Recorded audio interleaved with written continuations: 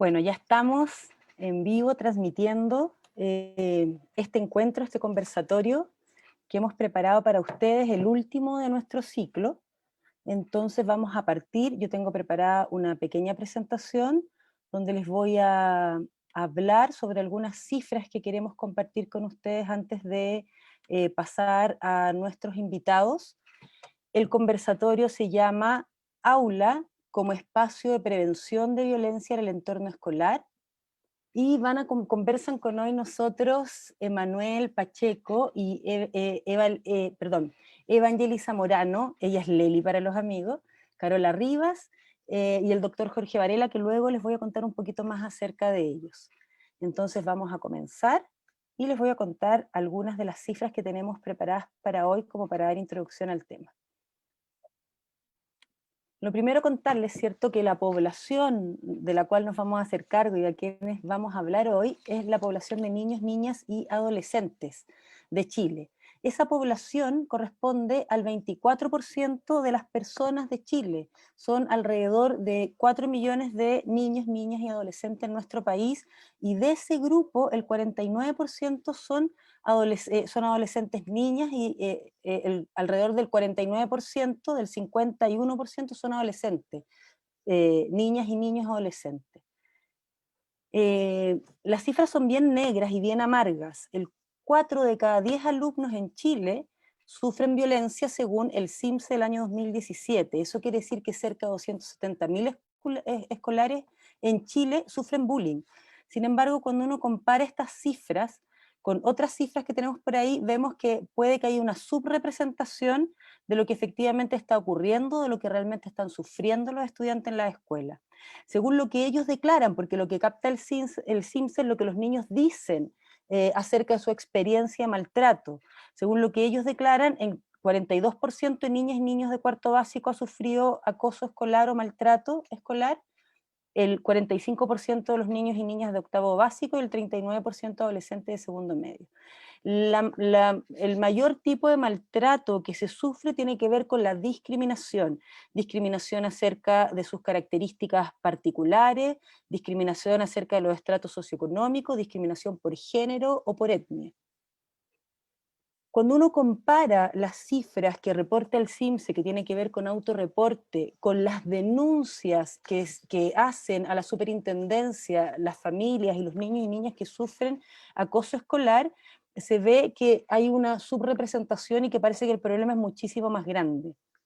Entre los años 2015 y el año 2018, las denuncias por agresiones subieron en un 74%. Eso quiere decir dos cosas. Por una parte, puede que haya aumentado el maltrato escolar, o por otra parte puede que estemos tomando más conciencia de la situación y por lo tanto se esté denunciando más. 74%. Hay un estudio que apareció este año, que lo hizo la Universidad del Desarrollo junto con la Fundación Cathy Summer. Acá tenemos a dos de los representantes que participaron en este estudio, y Stack Now, que entrevistaron a adolescentes, a personas adolescentes y adultos, en el fondo jóvenes, de entre 15 y 29 años a comienzos de agosto, este año, el año 2019, y el 14% de los adolescentes y jóvenes de la región metropolitana reportaba ser víctima de ciberacoso. Ellos entrevistaron una cantidad importante, 2.056 entrevistas. Esa cantidad del 14%, una entrevista que tiene alta confiabilidad, el 95% de confiabilidad, uno podía trasladar las cifras, y si la trasladamos a cifras estamos hablando de que más de 500.000 personas, adolescentes o adultos jóvenes, se han visto involucrados o han sufrido alguna situación que tiene que ver con maltrato o acoso, en este caso a través de las redes sociales. Es muy importante este estudio porque además da cuenta, podríamos trasladarlo, ¿cierto?, a la situación actual de pandemia, donde estamos mayoritariamente vinculándonos de esta manera. Entonces hay que entender que algo está pasando ahí, y mirar qué es lo que quiere decir la cifra. Por otra parte, en Chile, la UNICEF en el año 2019 lanzó una campaña que era una campaña para evitar la violencia, es decir, una convivencia escolar sin violencia. ¿Por qué? ¿Cuál es la razón? ¿Por qué focalizada en Chile? Porque en nuestro país cerca de 1 de cada 3 estudiantes de entre séptimo y cuarto medio ha sufrido bullying o maltrato escolar. Es decir, la cifra, en la medida que avanza y vamos perfeccionando las maneras, ¿cierto?, de medir esto, son cada vez más alarmantes. Y la UNESCO señala respecto a las escuelas que son el espacio más democratizador que existe para una sociedad y por lo tanto debe convertirse en un territorio privilegiado para construir la cultura de la paz y combatir la violencia. Por eso vamos a hablar hoy de la escuela como un espacio libre de violencia y en ese sentido vamos a abordar el acoso y el maltrato escolar y el ciberbullying para ver cómo desde los lugares y roles de cada uno de nosotros podemos hacer algo por la prevención. Nuestros invitados, les voy a contar un poquito de ellos. Tenemos a Emanuel y Evangelisa Morano, Leli. Ellos crearon la fundación Katy Summer en honor a su hija, Katy, que fue víctima de acoso cibernético por los pares, por los miembros de su comunidad educativa, y eso terminó, ¿cierto?, con el lamentable suicidio de ella el día 22 de mayo del año 2018. Ellos declaran en su fundación que lo que los mueve es la necesidad de cuidar la salud mental de los jóvenes por medio de generar espacios de escucha y cuidado en las comunidades. Está también con nosotros el doctor Jorge Varela.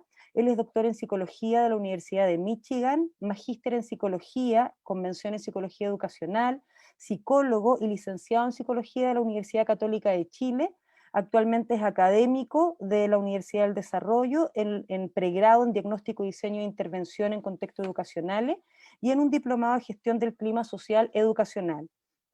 Y está también con nosotros Carola Rivas. Ella es trabajadora social con mención en políticas públicas de la Universidad Autónoma. Ella trabaja actualmente, ejerce funciones como trabajadora social del programa de Centro Reeducativo para Hombres que Ejercen Violencia de la región metropolitana del Servicio Nacional de la Mujer y Equidad de Género. Le damos la bienvenida a nuestros invitados e invitadas. ¿Cómo están? Bienvenidos, mucho gusto y muchas gracias por estar acá hoy, por ser tan generosos con su tiempo y acompañarnos hoy a conversar de estos temas. Este conversatorio tiene la siguiente dinámica. Le damos un tiempo a cada uno de nuestros invitados y luego iniciamos una conversación donde vamos interactuando y recibimos también sus preguntas. Así que vamos a dejar con ustedes a Jorge, que es quien va a iniciar la conversación. Muchas gracias, Jorge. No, de nada, gracias a ti, Evelyn, por la invitación. Un saludo, un abrazo a los otros panelistas. Algunos ya lo conocía de antes, a otros los vengo conociendo ahora, encantado, Carola. A los que nos están mirando, entiendo, por Facebook y las plataformas de ustedes, espero que sea una instancia entretenida para todos y todas. Yo haré una pequeña presentación para comentar algunas ideas relevantes en torno a lo que tú introduces al principio de muy buena forma, con estas cifras que nos dan una fotografía de un fenómeno que rápidamente denominamos como acoso escolar o bullying desde la literatura anglosajona, que se ha traducido automáticamente, ¿cierto?, como acoso, pero no siempre se utiliza tan precisamente, porque en general el dato es bien sucio en términos de lo que se entiende por ese constructo. Entonces, me dieron solamente 10 minutos, así que voy a tratar de estar en 9 minutos y medio, simplemente reducir lo que yo llevo, no sé, como 15 años investigando en esto, así que vamos a tratar de resumirlo en 10 minutos, de los cuales ya me quedan 9. Esa fotografía que vemos al comienzo es potente, claro, es sumamente potente porque nos habla, ¿cierto?, de una manera en que los niños y adolescentes se están relacionando. Sin embargo, hay que a veces también tratar de separar un poco la paja del trigo, como se dice, o diferenciar muy bien qué es lo que estamos mirando con estos tipos de agresiones, porque no son todos lo mismo. El acoso escolar, ¿cierto?, por definición en la literatura es un subtipo de agresión, desde la psicología social al menos es visto de esa manera. Y es un subtipo específico que es distinto a fenómenos de violencia y que es específico como un formato de agresión. Tienen en común algunas cosas que yo pongo acá en la presentación, ¿no? Como la intencionalidad del daño, el que sea sistemático en el tiempo, pero hay cosas que lo caracterizan y después caracterizan específicamente el acoso escolar cibernético, como otro eventualmente subtipo de agresión o como un subtipo de acoso. Ahí también hay otra discusión. ¿Y por qué esto es relevante? Porque cuando queremos pensar en el título de la actividad, ¿no?, escuelas seguras, es bueno entender un poco qué es lo que yo quiero modificar cuando yo quiero pensar en algún tipo de intervención. Porque si, es que si yo pienso un programa desde la nada, ¿cuál es mi teoría de cambio ahí? Si yo trato de modificar un fenómeno y lo defino de una determinada manera, voy a intervenir de esa manera. Entonces, de ahí es la importancia de poder tratar de tener algunas distinciones claves respecto a este constructo a la hora de pensar estrategias de intervención. Lo más relevante del acoso, como su tipo de agresión, y aquí explica algo las cifras, porque las cifras son altas, pero ojo, depende cómo se calculan y qué se miran. Porque si yo te pregunto, en el último mes, ¿alguien me dijo un garabato? Basta con manejar con Santiago y eso te pasa una vez a la semana. Y eso no quiere decir que seas víctima de acoso, que es distinto cuando un adolescente reporta que lo están hostigando de manera sistemática todos los días de la semana. Se fijan que es muy distinto la prevalencia, y esa prevalencia explica una dinámica muy distinta. ¿Por qué? Porque esa dinámica de acoso, como este subtipo de agresión, se grafica un poco acá en este diagrama que tenemos aquí, donde está el agresor, la víctima, una intención, hay una desigualdad en esta relación, y eso es relevante. ¿Por qué? Porque es distinto una pelea de dos pandillas, dos peleas de dos barras bravas, que es un hecho violento, también como un tipo de agresión, a una situación de abuso, que es parecido, y ahí quizás Carola después cuando hable de violencia contra la mujer, es muy parecido y comparte las dinámicas de abuso, donde la víctima no sabe qué hacer, no sabe cómo defenderse a eso, incluso lo normaliza, o puede creer que es normal lo que le está pasando, o se lo merece de alguna manera. Ahora, lo interesante de esto, y de la literatura más reciente en el tema, porque en los 90 se hablaba de la víctima y el victimario, pero en realidad era un modelo desde el 2000 en adelante, y los programas más exitosos tienen un abordaje ecológico. ¿Qué quiere decir eso? Si vemos el diagrama que está acá, lo que hacen ellos es tener en cuenta que hay distintos actores que van a contribuir a entender este comportamiento. Y por lo tanto, si yo lo defino de esta manera, este fenómeno, cuando pienso en aulas seguras o en espacios escolares seguros, yo necesito empezar a hacerme cargo de cada uno de estos niveles. Por ejemplo, uno de los mensajes muy potentes de la Fundación Summer, cuando hablan de este testigo activo, teóricamente es muy pertinente, porque en el fondo esta dinámica de abuso no se da en un espacio vacío, se da en un contexto situado específico, una sala de clases donde hay compañeros, donde está un profesor, donde salen a recreo. Eso está, ¿cierto?, también mediado por esas variables del entorno. Ese colegio tiene un clima escolar determinado, por eso el clima escolar es muy importante en las conductas de agresión. No es lo mismo, son fenómenos distintos, pero claramente hay una relación. Los datos nacionales nos muestran que la relación entre violencia y clima escolar es de cerca de 0.4 de correlación. No es tan alta, pero ¿por qué no es tan alta? Porque hay muchas variables que están entre medio y que también van a explicar esta relación. Ahora, donde se complejiza mucho más la historia, y ahí yo creo que el estudio que hicimos con Summer es muy valioso, es cuando aparecen los celulares, cuando aparece Internet, cuando aparece el mundo virtual. Porque este modo que está acá, ecológico, ordenadito, que más o menos hay harto consenso, ¿cierto? En psicología, Bronfenbrenner y todos estos modelos ecológicos, cuando aparecen los teléfonos, se cuestionan, se tensionan, ¿cierto? Se empiezan a relativizar estos contextos. ¿Dónde está? ¿Dónde empiezan? ¿Dónde termina la escuela? ¿Dónde está la sala de clase? ¿Quién tiene más poder en esta relación? ¿El que tiene más acceso a un teléfono? ¿El que sabe más de tecnología? ¿El que es capaz de tener más autoestima? Porque le da lo mismo que pongan un video de esa persona. ¿Cómo es la popularidad? ¿La popularidad se da dentro de la clase? ¿Se da dentro de la sala? ¿O el que es más popular es el que tiene más likes en este espacio virtual? En fin, no voy a ir con cada uno de estos elementos del diagrama porque estaríamos mucho rato, pero creo que ese hace el punto de cómo se tensiona y nos abre, ¿cierto?, entre comillas, un interrogante a lo que pasa en el mundo online en este caso. Sin embargo, a pesar de eso, dentro de lo que nosotros hemos estudiado afuera, o sea, en Chile, y mirando literatura internacional, hay una frase que para mí es muy importante y por eso para mí, cuando pensamos en espacios escolares seguros, yo sigo pensando que la sala de clases sí importa mucho. A pesar de que está este mundo virtual y a pesar de que está esta dinámica, ¿cierto?, que tensiona los ejes tradicionales de vernos cara a cara. ¿Por qué? Porque si miramos los predictores del acoso escolar cibernético, tanto para los roles de víctima como victimario, sigue siendo consistente. El predictor más importante es la dinámica offline, que se llama. Es decir, lo que sigue pasando en la sala de clase.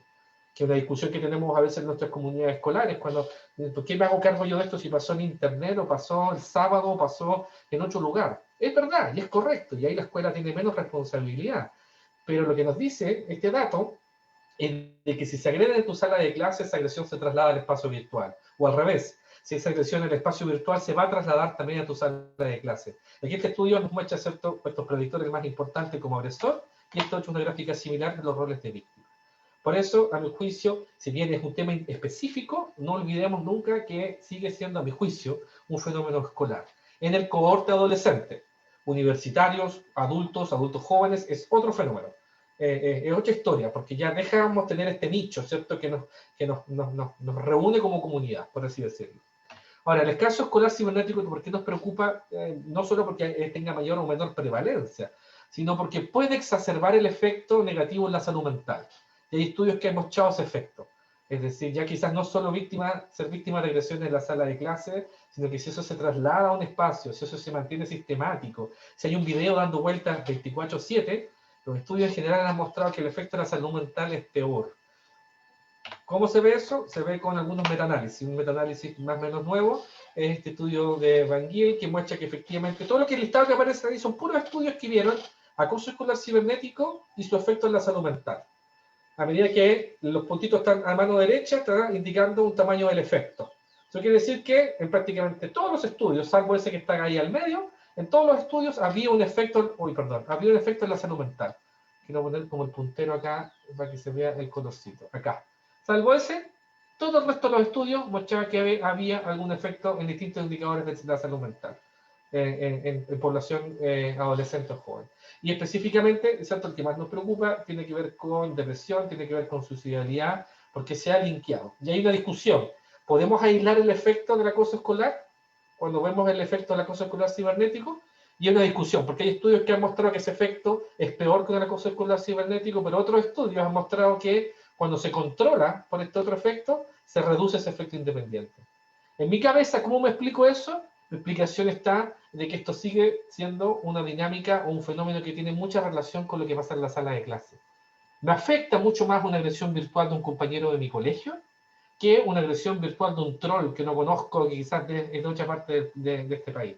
O de otra parte del planeta. Hoy día en las redes sociales no tienen límite. Yo creo que el efecto es muy distinto. Que sea un compañero curso, que sea el alumno que es popular de la sala del frente, que sea el alumno que es más grande.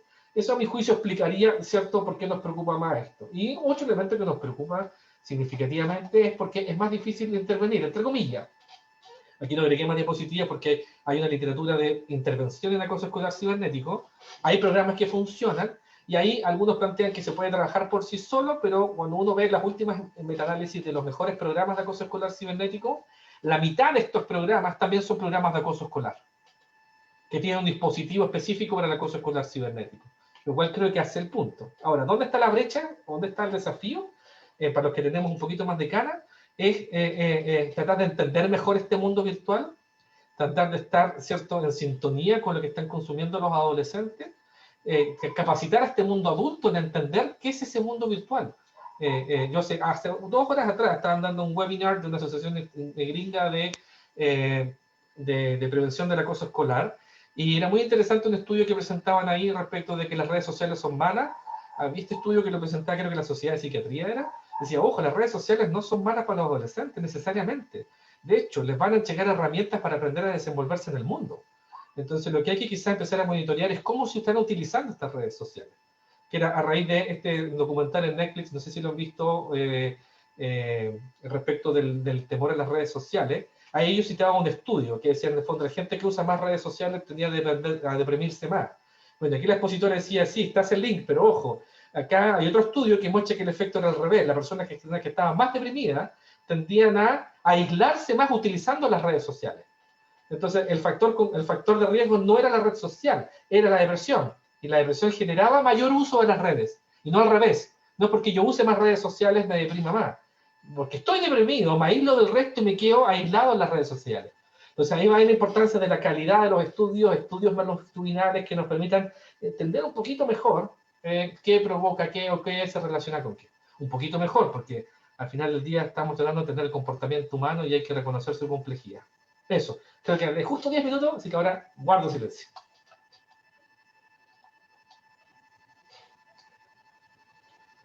Estás muteada, Evelyn, tu micrófono está en silencio. Típico, deberíamos tener toda una camiseta. Muchas gracias, Jorge, excelente presentación. Vamos ahora a escuchar a Leli y Emanuel, que nos van a contar acerca de su testimonio respecto de este tema y lo que hacen también con la Fundación. Adelante. Bueno, primero te damos gracias por la oportunidad de compartir un mensaje que lo más importante para nosotros es que es un mensaje que traiga vida. honrada con los expositores y justamente queremos mostrar que nosotros lo único que estamos haciendo y lo único que hemos hecho en estos casi 2 años ha sido convertir el dolor en un antídoto. Y en vez de prolongar el dolor, situándonos en el sufrimiento y quedándonos en ese sufrimiento que es prácticamente una dirección en la cual tú te sitúas y te quedas. Y después es muy difícil levantarse de ahí. Hoy día creemos nosotros y como fundación lo que hemos hecho en nuestro trabajo, ¿en qué se enfoca?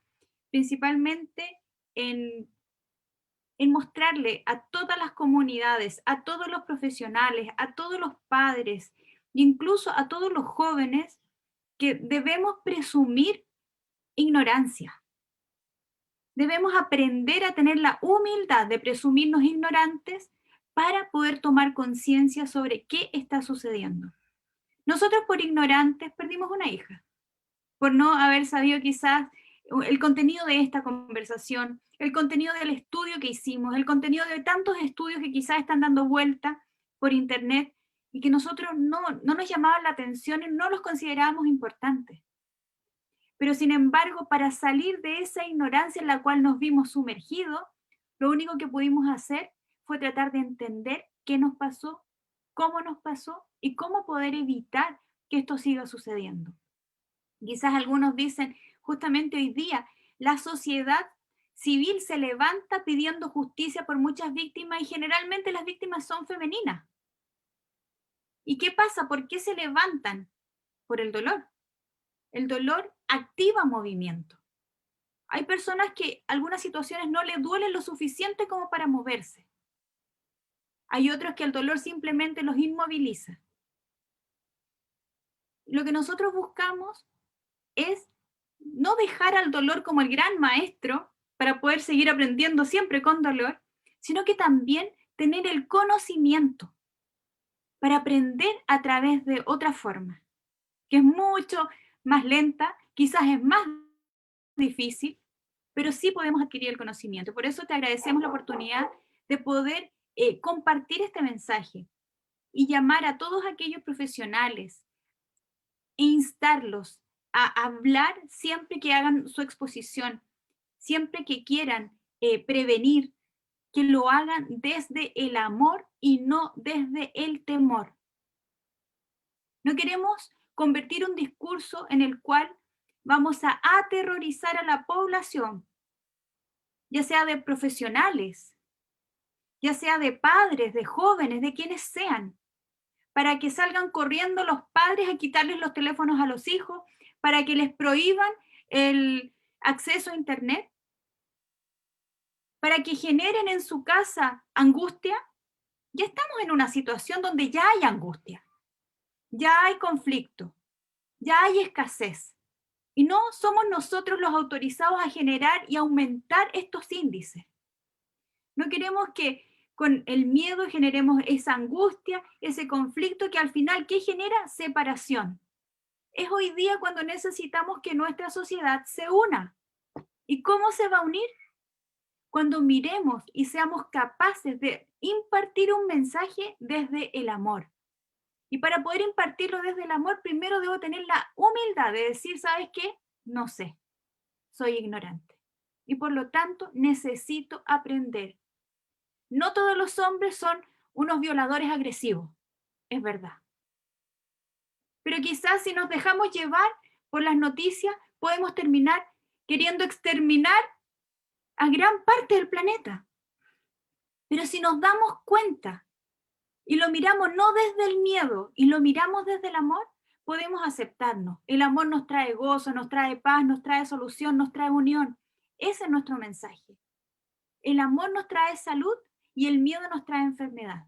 Y por lo tanto el estudio nuestro está hecho desde esa perspectiva y los resultados, bueno, no son quizás favorables, no son buenos, pero sí, si los miramos desde esa perspectiva, podemos generar vida, podemos sembrar vida en otro. Si lo miramos desde otra perspectiva, simplemente vamos y quitémosle a todo el mundo los celulares, quitémosles todo tipo de conexión y aislémonos. No sé si será la solución mejor. Sí, en esa línea es potente también cuando vemos los resultados que tú compartías, Evelyn, y cuando uno ve los resultados del estudio que hicimos, donde más de 400.000 jóvenes de solamente la región metropolitana levantan la mano y dicen: a mí me están ciberacosando, al menos una vez, ¿no? Sin reiteración, porque un poco quisimos no limitarlo de esa forma. Uno se asusta y puede generar la sensación de ¿qué está pasando acá?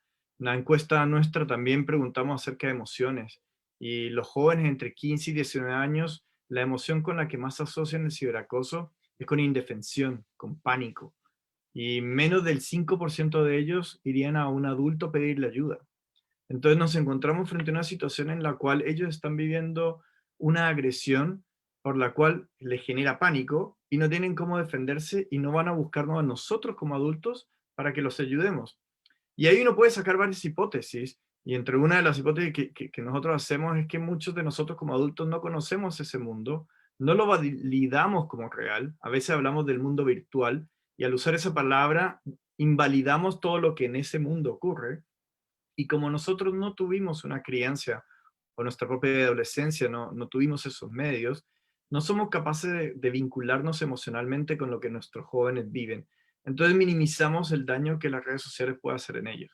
Y es potente iniciativas como, por ejemplo, ayer Instagram lanzó en su aniversario de 10 años, lanzó una comunicación en la cual ellos van a empezar, gracias a inteligencia artificial y gracias a las personas que han reportado comentarios agresivos, van a empezar a eliminar de los comentarios que hagan en cualquier posteo que cualquiera de nosotros hagamos, van a eliminar aquellos comentarios que el algoritmo determine que son agresivos, de modo tal de que la persona no los vea. Tú puedes escoger verlos, pero el incentivo es que idealmente ni tú ni nadie los vea. Y en ese contexto, como bien decía Jorge, muchos de estos comentarios agresivos, y como lo vimos también en el estudio, tienen la intención de dañar tu identidad frente a un público. No son ataques en privado, en un WhatsApp 1 a 1, en donde yo te agrego. No, ahí no tiene fuerza, no tiene sentido.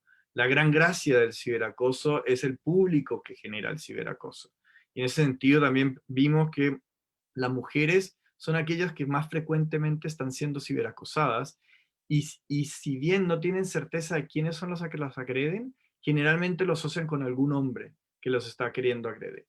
Pero también uno puede entender, y hermoso que esté Caro acá en la conversación con nosotros, uno puede entender que el hombre, y lo digo yo, porque a mí nadie me enseñó emocionalidad, es más complejo culturalmente entender la empatía desde el hombre, porque estamos más educados a competir, a ser los proveedores, a ser más fuertes, y a veces no tenemos el espacio de aprendizaje de el daño que puedo hacerle a otra persona, porque no empatizo emocionalmente con ese daño, porque no estoy educado para hacerlo. Entonces, existe una oportunidad enorme en que como sociedad, y me encanta un poco la labor que están haciendo muchas mujeres, de levantar la mano y tratar porque no me gusta el término de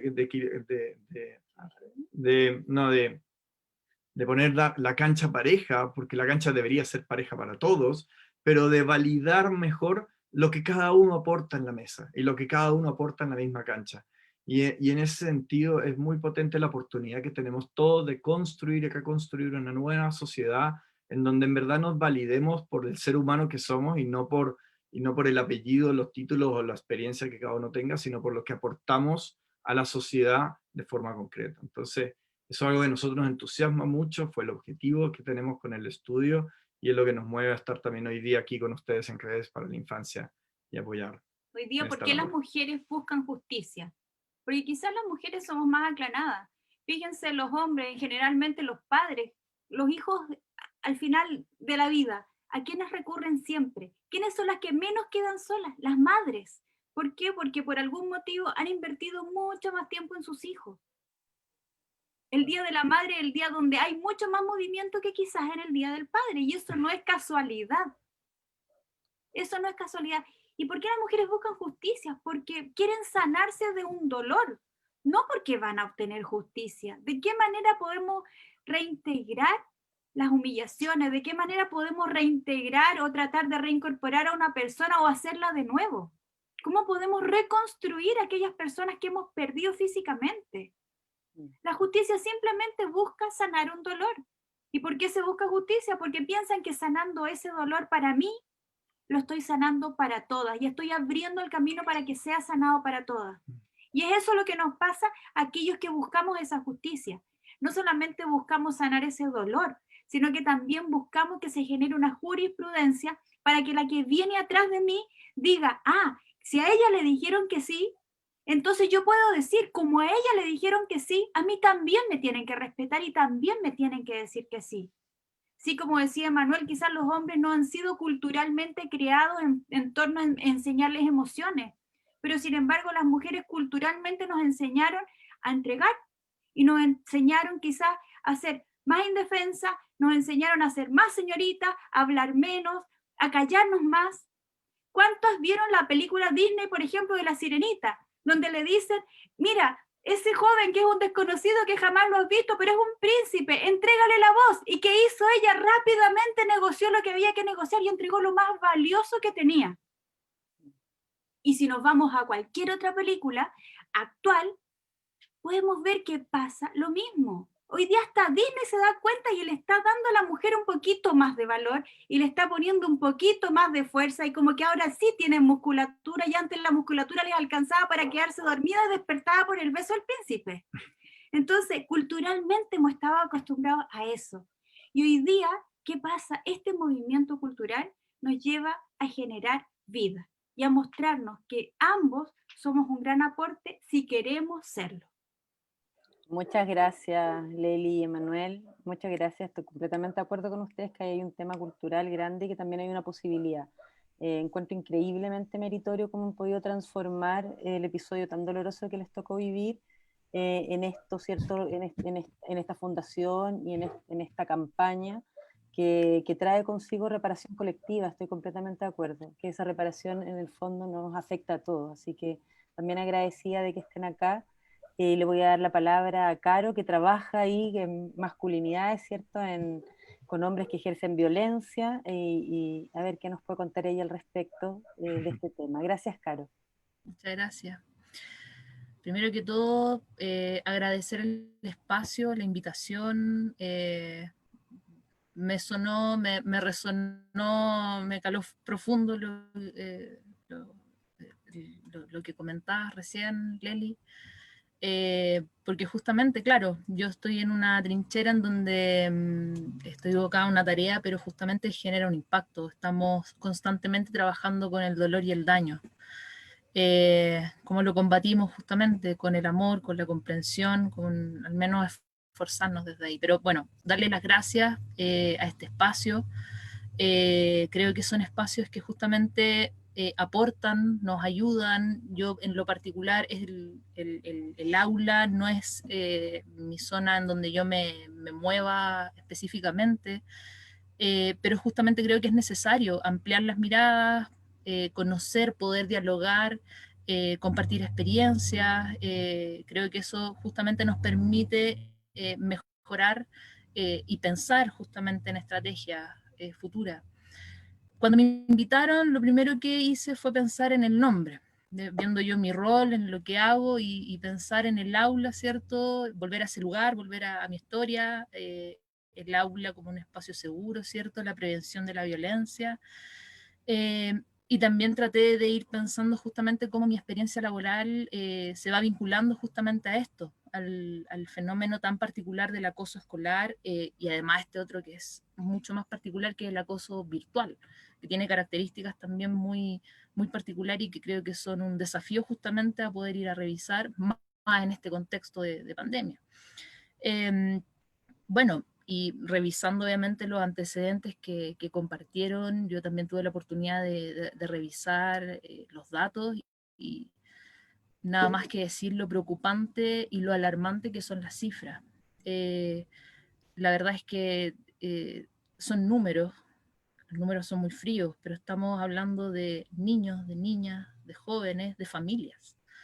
Eso no me puede dejar de conmover y de impactar, que claro, hablamos de cifras porque la política pública, para ponerlo en la palestra necesitamos el número para mostrarlo, pero estamos hablando de personas.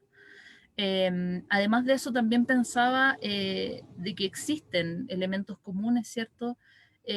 Porque estamos hablando finalmente de expresiones de violencia. Yo me especializo en violencia masculina en un contexto o de pareja, que es algo súper específico, una canchita pequeña, pero existen elementos comunes, ¿cierto? No podemos aislar estas expresiones unas de otras.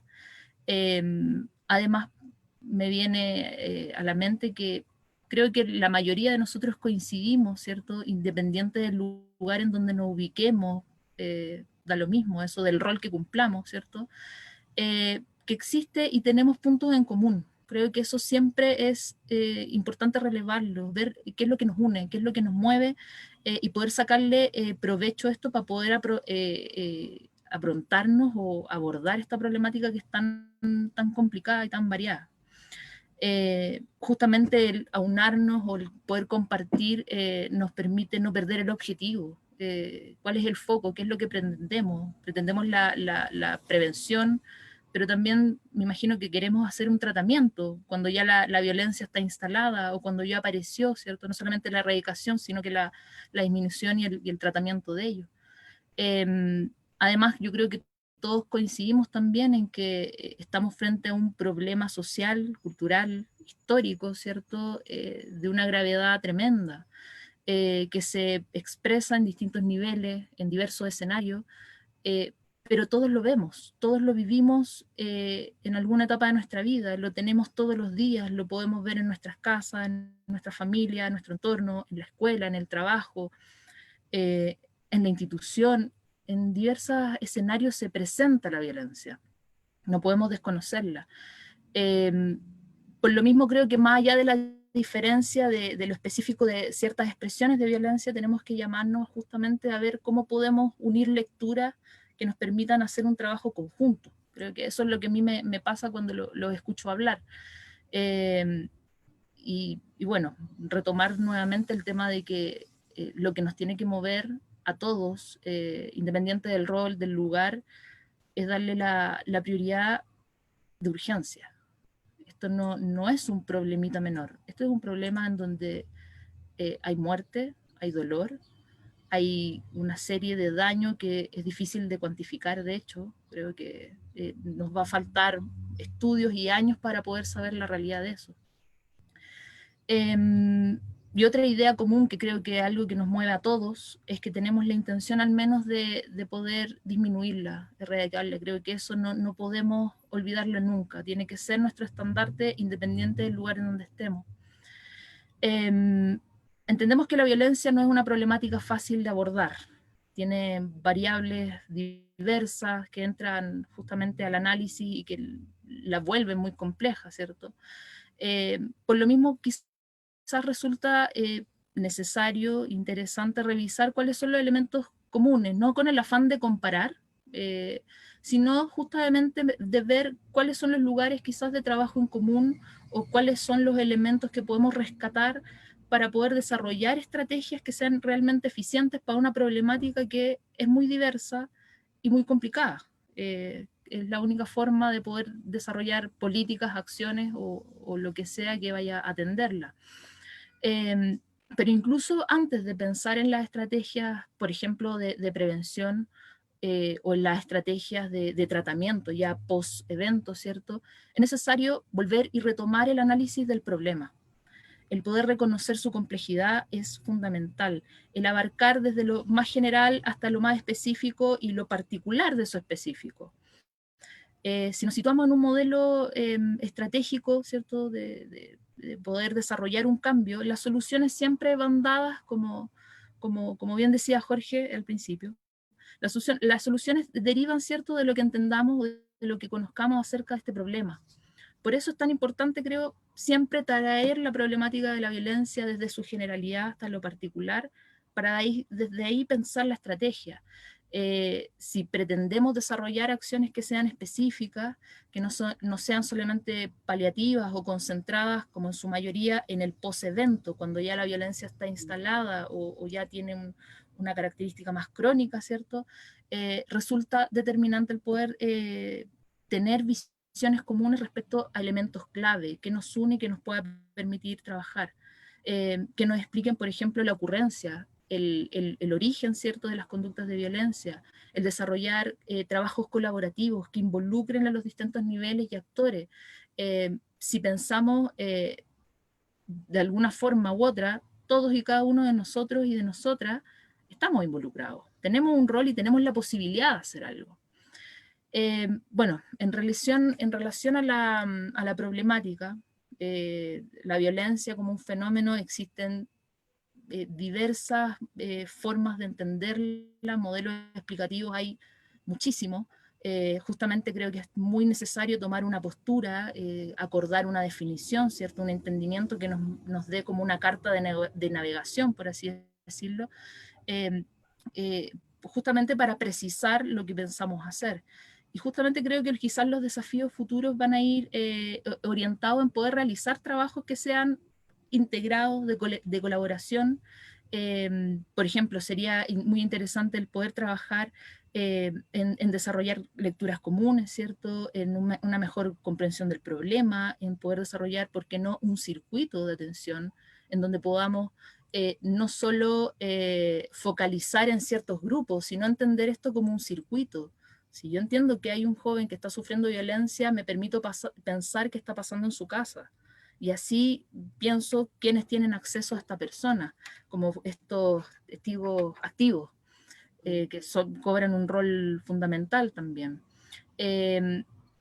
No sé cómo estoy de tiempo. Claro, sí, no, estamos súper bien, pero Ya. me parece que puedo aprovechar lo que estás diciendo. Ya tenemos hartas preguntas muy interesantes para hacerles una pregunta al respecto, porque tenemos dos, Jorge nos ha dicho que el acoso escolar, el bullying y el ciberbullying tienen características específicas, ¿cierto? Que se configuran a propósito de una serie de características y que no todas las interacciones escolares, incluso aunque a veces hayan ciertas situaciones de violencia, caben en esa caracterización, ¿cierto? Exacto. Por otro lado, Leli y Emanuel nos han señalado que hay que hacer esta mirada desde el amor, que hay que trabajar la prevención, pero que no tenemos que por ahí asustarnos y ir a quitarle los celulares, los aparatos a los niños, ¿cierto? Y Caro nos dice algo similar. Entonces, la pregunta para todos ustedes, los que quieran contestar es, ¿cuándo nos preocupamos?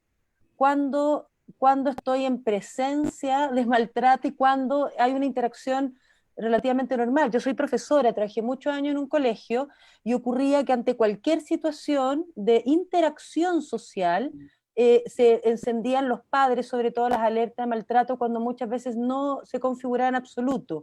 Una situación normal de interacción, de juego, donde a veces se pasaba un poquito la mano. ¿Cuándo nos preocupamos? Esa es la pregunta para todos ustedes. Ahí yo quiero poner la mirada desde un papá. A mí la mayor frustración que nosotros tuvimos cuando empezamos a estudiar esta temática fue la definición de bullying y que requiriera reiteración. Y por eso me encantó como Jorge partió mostrándolo. Bullying es un espectro de este mundo de agresiones. Y desde entonces nos hemos topado con muchos colegios y hemos leído muchos protocolos. Y nos encanta uno en particular que habla acerca de detectar victimización, en donde cuando me preocupo cuando detecto victimización. Si alguno de mis jóvenes, de mis alumnos, de las personas que me rodean, están victimizándose por algún comportamiento, me da lo mismo que sea o no reiterado, me da lo mismo que sea en contexto escuela o no, pero yo como aula, como dueño de esa aula, como profesor, como directivo de un colegio, soy capaz de detectar esa victimización y soy capaz de acompañar a ese alumno o alumna a elaborar positivamente esa victimización, reduzco la probabilidad de que eso se convierta en violencia.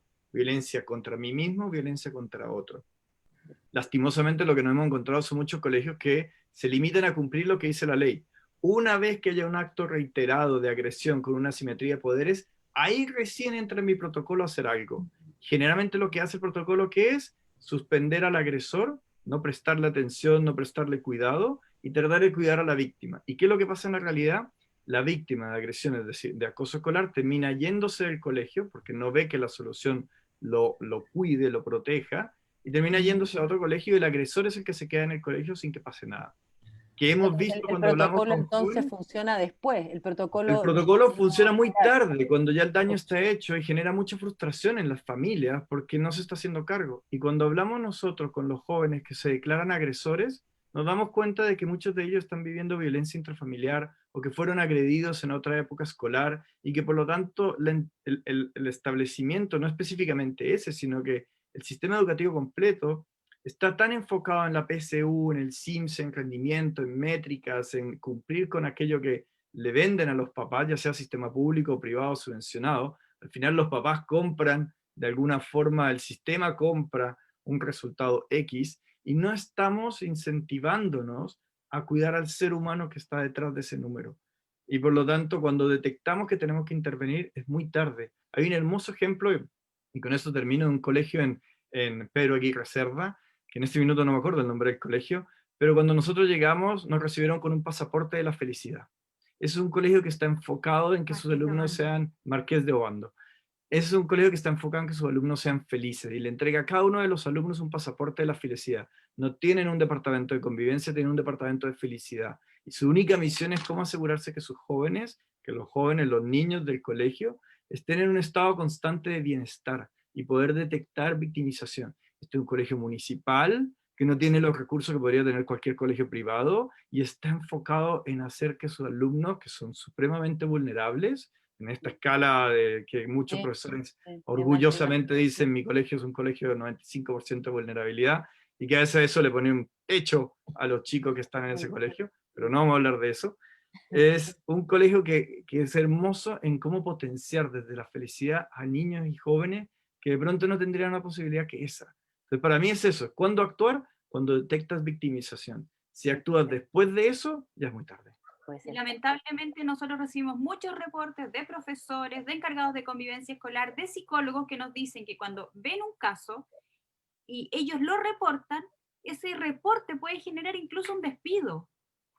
¿Por qué? Porque esa situación puede generar hasta un desprestigio para el colegio. Y aquí los prestigios y las imágenes, así como en Facebook, en Instagram, en todas partes, la imagen es muy importante y es muy importante que la figura se vea esbelta, se vea sin ninguna mancha, también pasa en las instituciones. No se quieren ver, quieren ponerle un filtro y que en el filtro salgan perfectos. Y lamentablemente, si van a la ley de transparencia en la Superintendencia de Educación y las madres, los padres, los apoderados piden ahí una especie de registro de cómo es el colegio, cómo es la institución, se van a encontrar con un reporte que no tiene nada que ver con el filtro que ellos están viendo. Y se van a ver que hay colegios que vulneran a los niños, que vulneran la relación de los niños, que vulneran los derechos de los niños, que están unas situaciones terribles de acoso, de todas las denuncias que están, pero sin embargo se ve maravilloso el edificio, se ve lindo, el filtro filtra demasiado. Jorge, ¿qué opinas de cuál es tu oposición respecto a esta pregunta? Luego voy contigo, Caro. Yo agregaría lo que está diciendo la Fundación Summer, algunas cosas. Primero, la agresión en sí misma no necesariamente es algo malo, es una conducta que puede ser adaptativa, que puede ser funcional, que muchas veces es un mecanismo de defensa.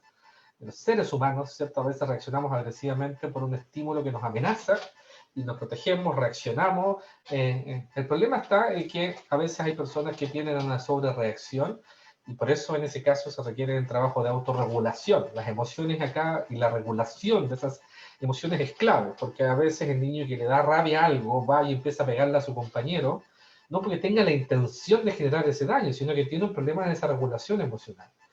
Entonces yo no satanizaría necesariamente ese comportamiento, porque a veces funciona, sino que algunos autores plantean que la violencia se desaprende, que es la metáfora a aprender esta regulación. Ahora, para mí otro mecanismo u otra señal, como un otro indicador, creo que yo escuché hace poco al superintendente, creo que estábamos juntos con Denis y Manuel, y yo dije, por favor, dígalo más fuerte, porque la superintendencia en esto por los colegios es visto como una amenaza administrativa y burocrática. Y si no está el debido proceso, y si no está en el protocolo, entonces usted no puede sancionar al niño porque la burocracia en sí misma. Pero él mismo decía que al final, y le decía a los colegios que estaban en este webinar, también decía, miren, en vez de, no se centren en el procedimiento. Su señal de alerta es cuando un estudiante dice que lo está pasando mal. Un estudiante puede darle lo mismo que le digan un sobrenombre, pero puede ser que un estudiante, ¿cierto?, se enfrente a ese mismo sobrenombre, le perjudiquemos toda su autoestima y le perjudiquemos, ¿cierto?, su autoimagen, y por el resto de su vida lo marquemos con ese sobrenombre. Eso ya, si es agresión, si es acoso, si es violencia, si es maltrato, si es hostigamiento, pasaría a un segundo plano, porque lo que nos debería movilizar es de que ese joven, ese adolescente, hombre, mujer, etcétera, no lo pasa bien con esa relación, no lo pasa bien con ese comportamiento.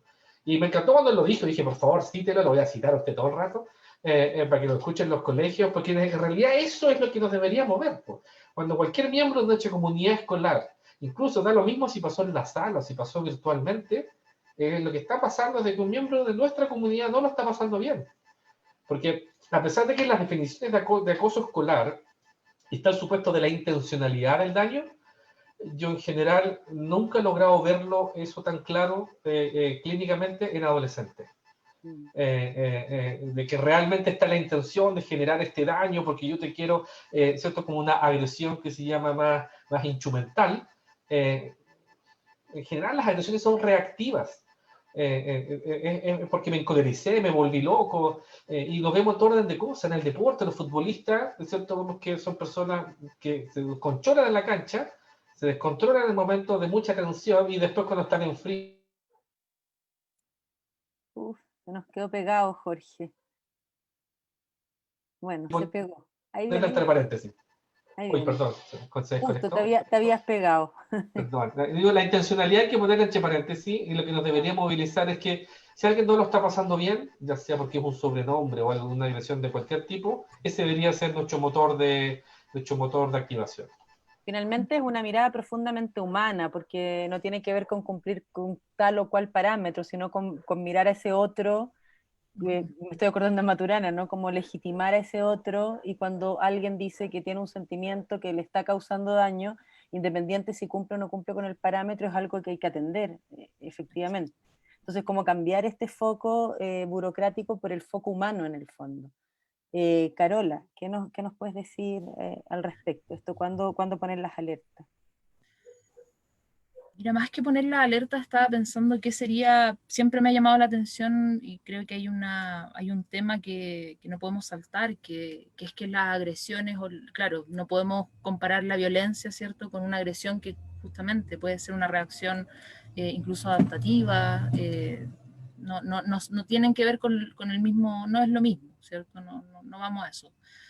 Pero siempre me ha llamado la atención el no poder hablar o no tener lugar justamente a abordar cuáles son las creencias, los valores, los elementos que influyen, estereotipos, a los cuales los niños están expuestos, que justamente son el caldo de cultivo para futuras posturas más hostiles, ciertas lecturas del otro, dificultades en, por ejemplo, poder desarrollar vínculos afectivos más profundos, el desarrollo de la empatía.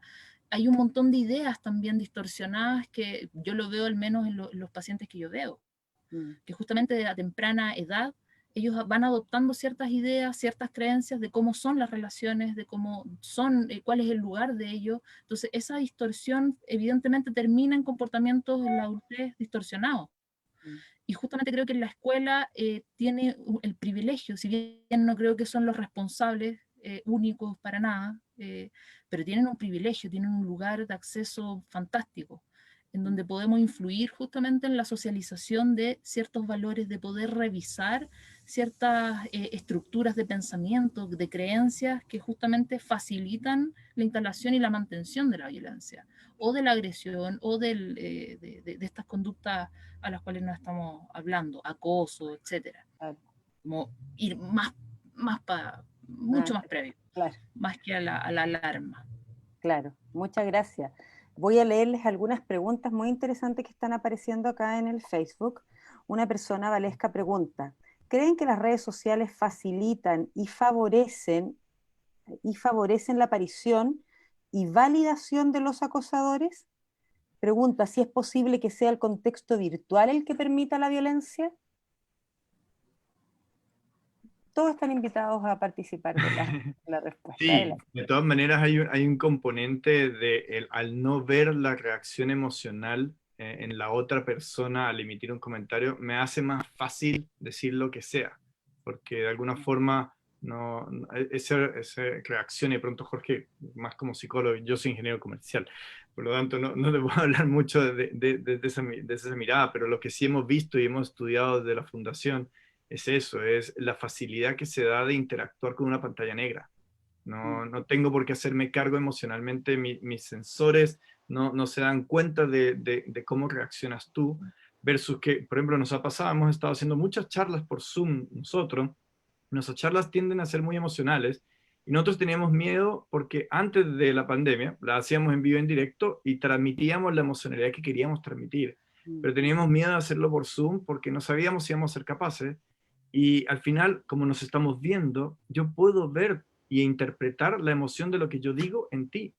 Pero al hacer un comentario en Instagram, en Facebook, en TikTok, en Snapchat, en Twitch, en lo que sea, yo no veo la reacción que mi comentario genera en ti, por lo tanto me siento más ilimitado de decir o decir lo que sea.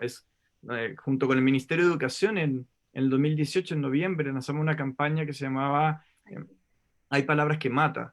Junto con esa campaña lanzamos un bot, yo creo que a esta altura la mayoría de las personas saben que es un bot, pero un bot que lo que hacía era leer en Facebook, Instagram y Twitter los comentarios de las personas para tratar de asociarlos con alguna de 250 palabras que definimos que eran agresivas. Entonces el bot fue como un sabueso a buscar estas palabras y nos decía en dónde las encontró. De 10.000 comentarios que pudo analizar en menos de 3 días, 4.000 comentarios tenían alguna de estas 250 palabras. La mayor sorpresa, que si bien la campaña era del Minedu, que enfocaba al mundo escolar, es que el 96% de los comentarios estaban en Twitter.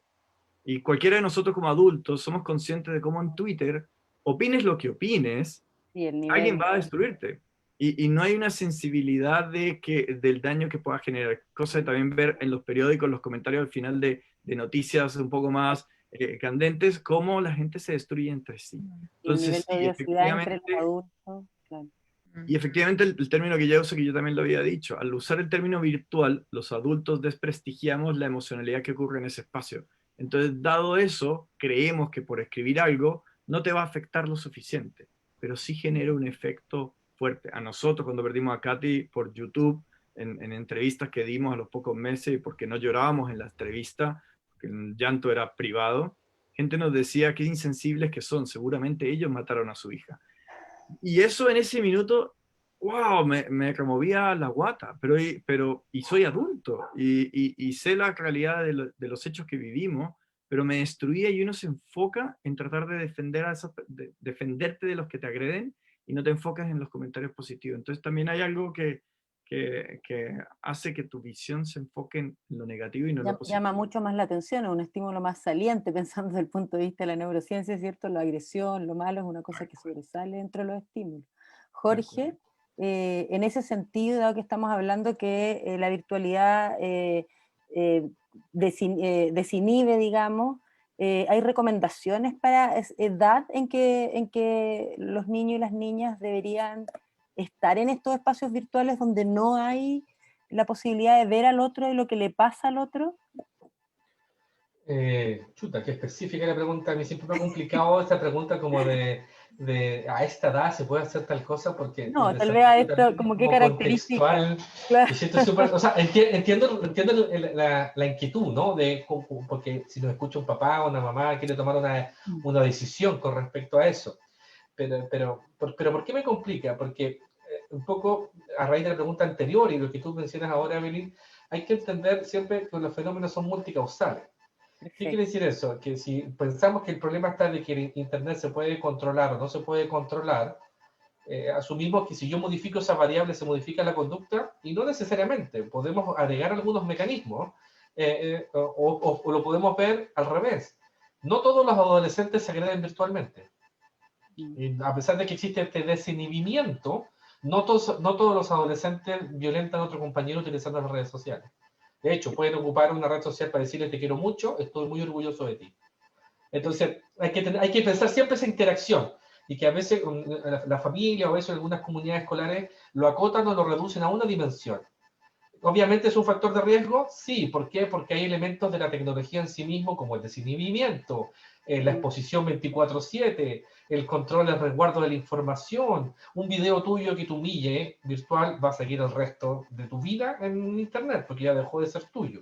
Es decir, hay elementos de la tecnología misma que incrementan el riesgo. Entonces ahí, ¿a qué edad? A mi juicio, lo que a edades muy tempranas, obviamente no, pero no por la edad, sino porque en ese minuto yo creo que no está el aprendizaje, el pensamiento crítico, la capacidad, ¿cierto?, de tomar decisiones, pero que también es sensible culturalmente. Yo viví en Estados Unidos, donde me fui a estudiar, y por ejemplo el valor de la autonomía es un principio fundamental en los niños. ¿Y por qué es una variable relevante? Que de la cultura, en este caso una cultura distinta, es de que cuando yo soy más autónomo también soy más responsable de mis actos, lo cual tiene ventaja y desventaja. Entonces, ahí te fijas que ahí la edad va a variar, porque en el fondo si yo en esta autonomía voy tomando decisiones, y a mi juicio la capacidad de dar mayor libertad o no utilizar tecnología tiene que ver con eso, cómo le enseñamos a nuestros niños y adolescentes a tomar decisiones, con ciertos criterios sensatos. O sea, un niño de 4 años no puede estar en una red social chateando, Por supuesto. o un videojuego muy violento, no, porque efectivamente hay un efecto directo de los videojuegos en cierto neurológico y cierto incluso emocional, porque quedan más exacerbados. Pero tampoco se trata que un adolescente nunca más lo dejemos jugar un videojuego, porque le corta como su espacio social, ¿no? Entonces, siempre yo creo que hay que hacer esa interacción, ¿no? Entonces, más que la edad, yo creo que es cómo vamos desarrollando esa autonomía, esa capacidad de tomar decisiones, en esa capacidad crítica. O sea, la gente que estudia el efecto de los medios de comunicación sobre la agresión no postula que hay que eliminar esto. El doctor Huseman, por ejemplo, que es bien famosillo en esto, lo que plantean ellos es que hay que intervenir en los mediadores. Y, por ejemplo, un mediador es como un adolescente mira críticamente el uso de una red social, en vez de quitarle la red social, sino que él se cuestione. O, por ejemplo, un niño, mi hijo me dice, oye, yo vi en internet que tal persona dijo tal cosa y es tal cosa. Y le digo, oye, pero cuestione eso, ¿será verdad? ¿Será mentira? ¿Cuál es la fuente que viene de eso? Y como para enseñarle que, por ejemplo, en internet hay mucha información falsa. Por supuesto. Entonces, en vez de prohibir el uso, es enseñar esa herramienta crítica, analítica, de que lo que está viendo al otro lado es la opinión de alguna persona, no necesariamente es la verdad. En fin. Perfecto. Muchas gracias, Caro. Mira, acá hay una pregunta que voy a partir contigo. Juan Pablo pregunta, ¿cuál es el rol de los adultos para una cultura de justicia y amor? Es A el rol de propósito de los lo que adultos. hablábamos antes. Tú que trabajas más con adultos y que miras desde ese punto de vista. El rol de los adultos Para una cultura, como para un cambio cultural, mirando una cultura dentro de los espacios de justicia y amor. El tema de los roles es como potente. Creo que debemos ser responsables. Creo que ahí me aparece esa idea con esa pregunta, que responsabilizarnos acerca de lo que está pasando, más que el rol, ¿ya? La responsabilización como una acción, como una forma de actuar, de qué hago yo con lo que voy viendo en mi entorno. No sé cómo ligar el amor con la justicia desde el rol, ¿ya? Creo que no sé si se puede desarrollar más la pregunta, pero si me hablan del rol de los adultos, ya, como para entenderla mejor. Para que no especifique más. Perfecto. Sí. Ahí dice, entregar algunos, bueno, después nos dice para profundizar que eran algunos autores el del rol del mediador de las redes sociales. Ahí le vamos después a dejar algunos tips.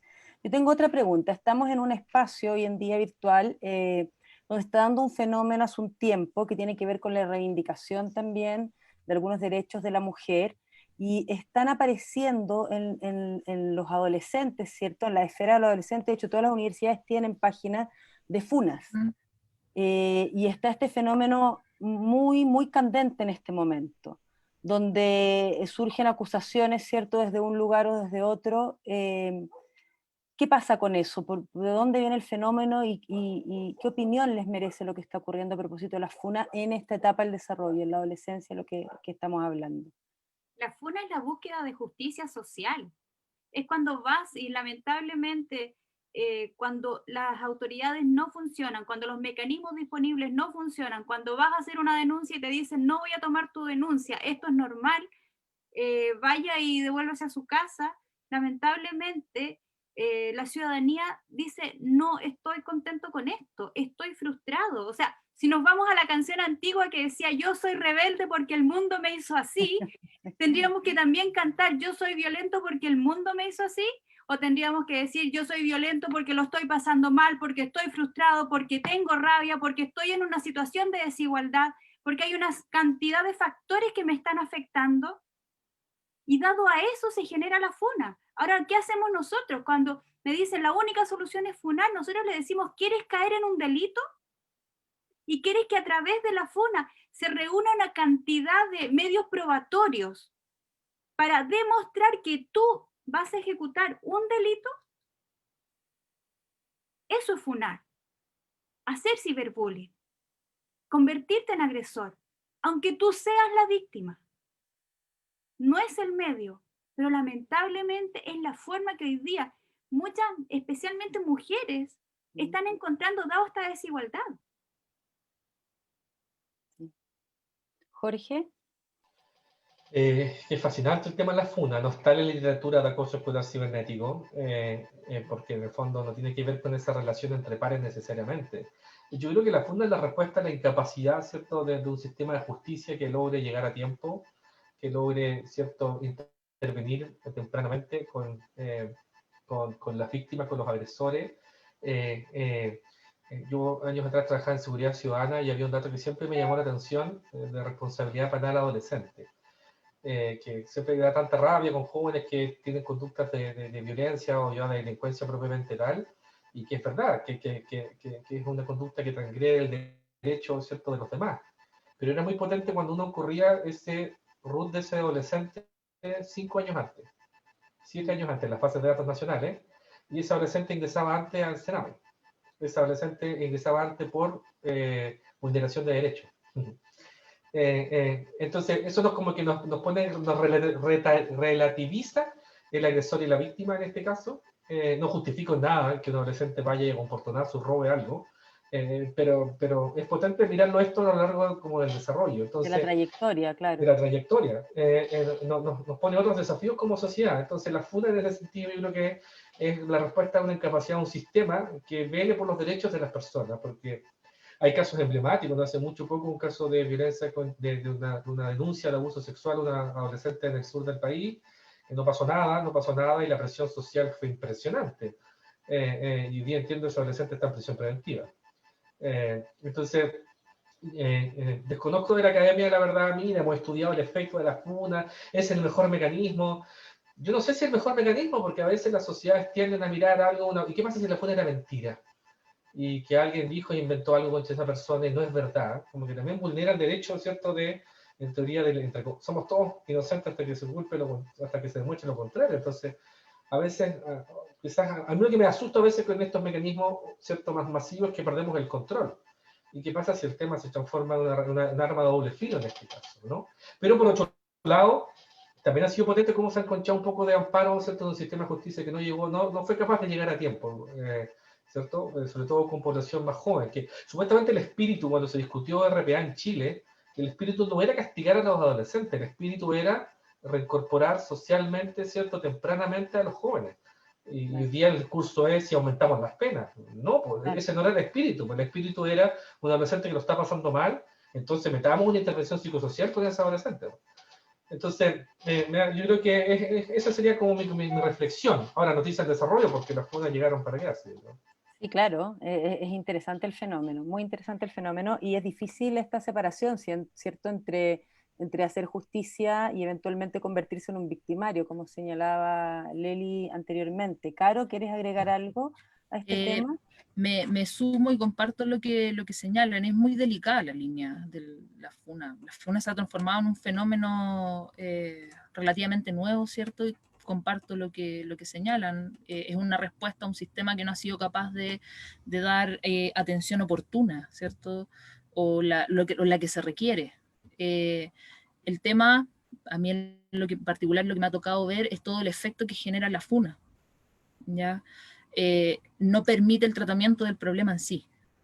Da mucha exposición, la entiendo, la comparto desde que entiendo la posición de una víctima que no ha sido escuchada, la puedo entender desde ahí, pero si es lo más efectivo o no, creo que eso claramente es algo a discutir, porque no expone y entramos a la misma dinámica violenta muchas veces.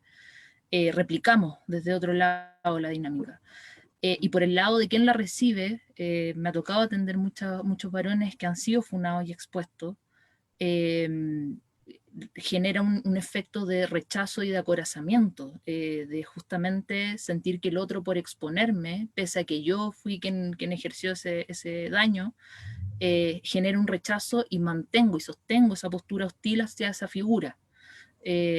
por lo general femenina, al menos de lo que me toca a mí ver. Entonces imposibilita, de hecho, muchas veces aún más la posibilidad de generar una modificación de la conducta y del pensamiento de este sujeto, porque se acoraza, se defiende. Si me siento atacado y expuesto, tienden a defenderse y argumentar su posición aún más.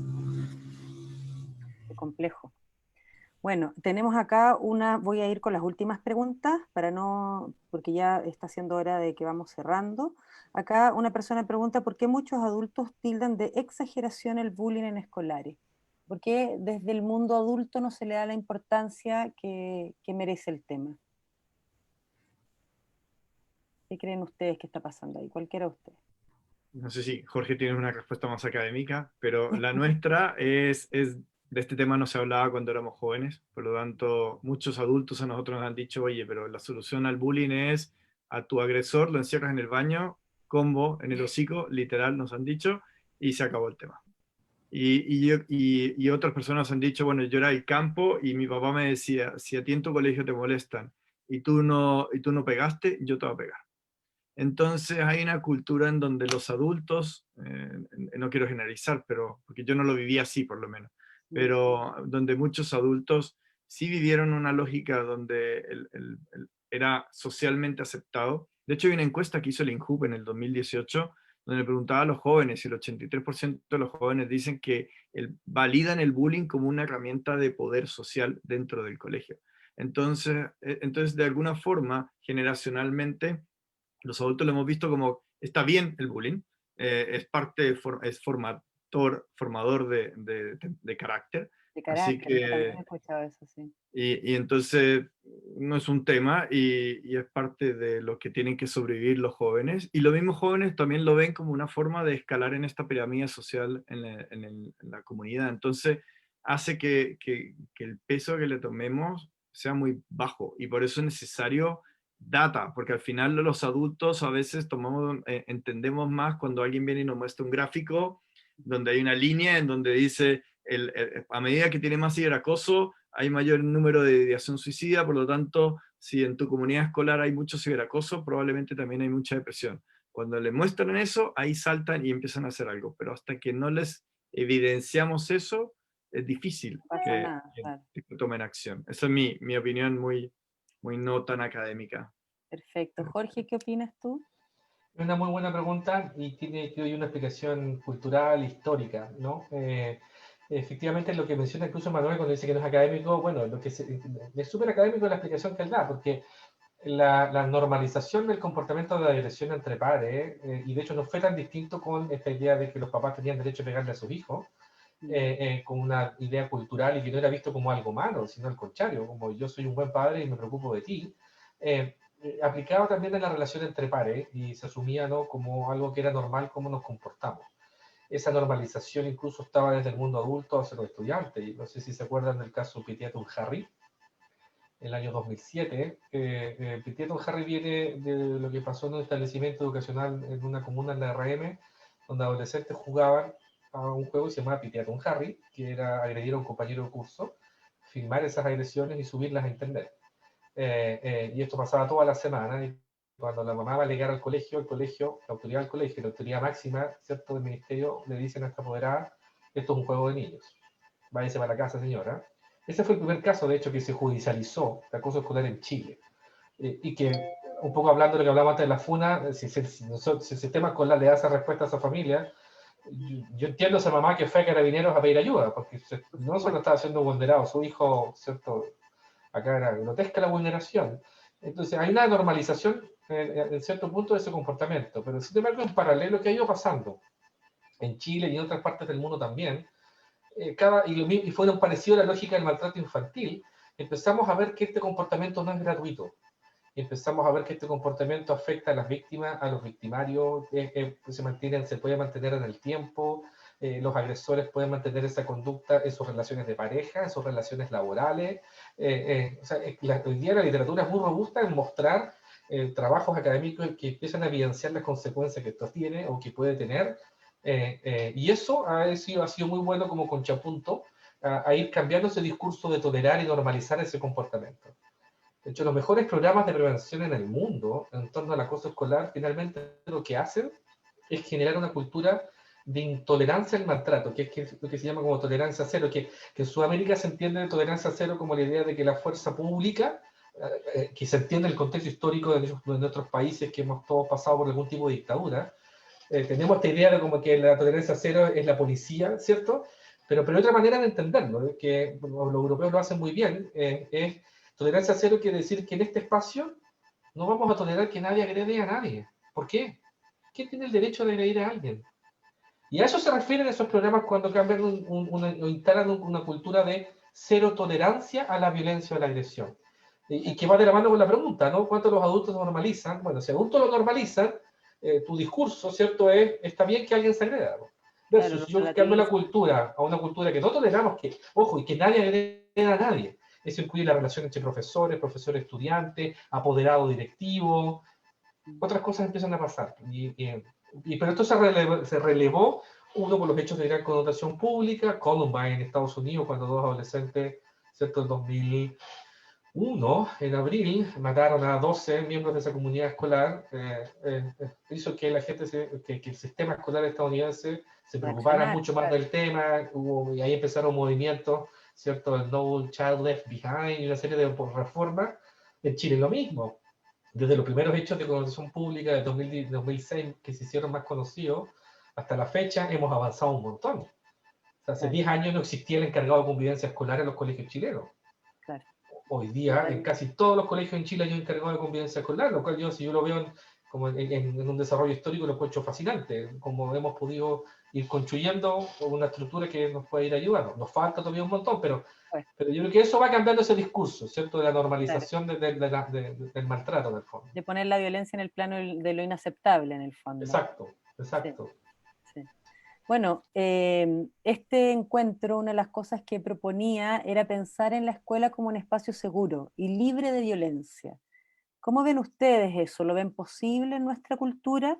Y con eso voy a ir cerrando con esta pregunta. ¿Qué creen ustedes que tiene que pasar para que efectivamente las escuelas en Chile sean espacios seguros, como deben ser, ¿no? Y libres de violencia? Abro la conversación.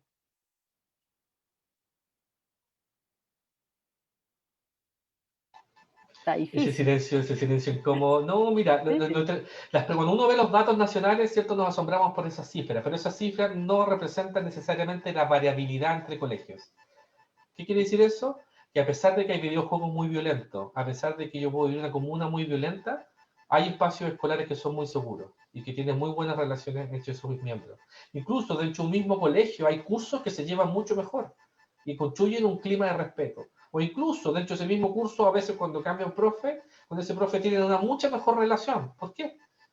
Porque somos capaces de construir espacios distintos a pesar de que pueden haber factores de riesgo más macro. Que los hay. Hoy día hay amenazas, no sé, pues mundiales. Trump es un de los mejores ejemplos de esto. De hecho, han hecho un estudio en Virginia del efecto Trump en la violencia en los colegios y se ve un efecto directo entre los counties que votaron por Trump. Un año después aumentó la violencia y empeoró el clima. Y esto reforzado por el discurso de odio que él tiene.